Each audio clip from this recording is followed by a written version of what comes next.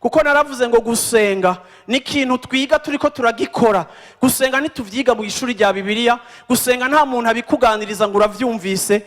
Gusenga ni ikintu gikuzwa no kugikora, kuko uko usenga ni kubona inyungu z'amasengesho ku buzima bwawe, ku muryango wawe, ku bikorwa vyawe, ku ma decision no ku ngingo ugenda ufata mu buzima bwawe. Ugenda ubona ico amasengesho agufasha, ugenda ubona ingene amasengesho akubera, uravyumva, mu masengesho Imana ikubera umupartenaire mu bibazo vyawe bitandukanye, bikagutuma ugenda uyakunda. Akaryo kose uronse ko kuyabamwo ukayabamwo, kuko urazi yuko udashobora kubaho utari kurasenga. Nico gituma Paulo yavuze ngo nimusenge ubudahumeka, ntiyavuze ngo nimuhagarike ibintu byose mwinjire mu mahombi, ariko yashatse kuvuga ngo nimugire umutima, nimugire attitude ikunda gusenga, ikunda gukomunia n'Imana, kuko uri we wese nico ujejwe ico cose. Aha ndiko ndababwira umwami yari gushobora gutangura kugira gute, ariko kandi ngo yahindukiriye Imana.